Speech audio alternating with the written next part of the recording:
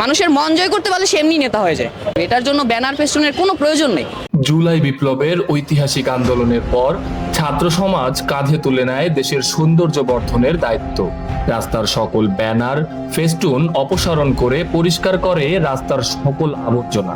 সেই সাথে বিভিন্ন স্কুল কলেজের শিক্ষার্থীরা রং তুলির ছোঁয়ায় বিভিন্ন জায়গায় আঁকে চিত্রাঙ্কন, গ্রাফিতি আর ক্যালিগ্রাফি। এতে করে নতুন এক রূপ ফিরে পায় পুরো শহর। কিন্তু মাত্র 3 মাস যেতে না যেতেই আবারও ব্যানার ফেস্টুনে নোংরা হয়ে গেছে কেরানীগঞ্জ। পুরনো রীতি মেনে পুরো এলাকা জুড়ে আবারও দেখা যাচ্ছে নানা ব্যানার আর ফেস্টুনের ছড়াছড়ি।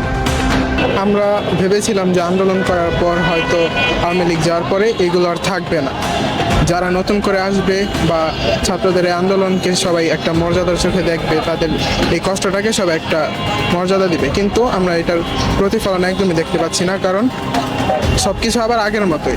আওয়ামী লীগ যাওয়ার পরে তাদের ব্যানার ফেস্টুন সব কিছু নামিয়ে ফেলা হয়েছিল, কিন্তু এখন আবার সব কিছু সে আগের মতোই লাগানো হচ্ছে, কেউই কোনো কিছু তোয়াক্কা করছে না। এসব ব্যানার ফেস্টুনে তো কোনো পরিবেশটা একদমই নষ্ট হচ্ছে, তার সাথে সাথে যে সৌন্দর্যটা ছিল সেটাও নষ্ট হচ্ছে একদম।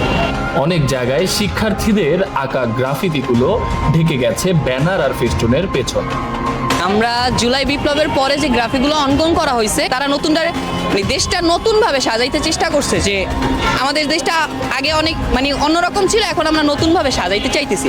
বাট এখন যারা এটার উপরে অন্যান্য গ্রাফিটি দিতেছে বা অন্যান্য পেস্টুন দিয়ে ঢাইকা দিতেছে, তারা আবার চেষ্টা করতেছে যে এই নতুন দেশটার আবার আগের মতো ঢাইকা ফেলতে।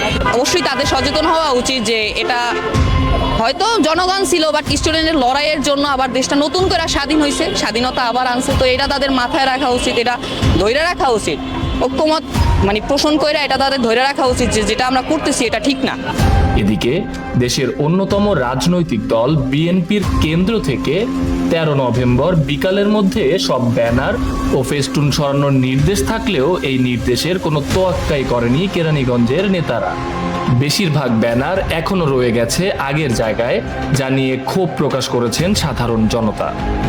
এগুলো হচ্ছে লোক দেখানো, কারণ যারা হচ্ছে আপনার অতি মাত্রায় লোক দেখাইতে চায়, অথবা যারা অতি মাত্রায় দ্রুত মানুষের কাছে আর কি ফেমাস হতে চায়, তারা হয়তো লোক দেখানোর জন্য এগুলো করে। আমি মনে করি যে নেতা হতে আপনার ব্যানার পোস্টারের এরকম প্রয়োজন নাই। কেউ যদি সৎ কাজ করে, দেশের জন্য ভালো কাজ করে, দেশের মানুষ তাকে এমনি চিনবে আর এমনি তার প্রতি সহনশীল হবে। বিএনপির ব্যানারের পাশাপাশি বিভিন্ন প্রতিষ্ঠানের ব্যানারও চোখে পড়ছে যত্রতত্র।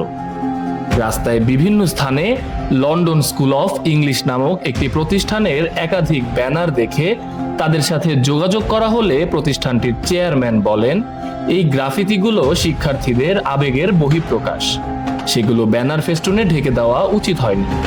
তবে তিনি আরও যোগ করেন, আমাদের ব্যানার সরানোর সাথে সাথে অন্যান্য রাজনৈতিক দল ও প্রতিষ্ঠানের ব্যানারও সরানো উচিত।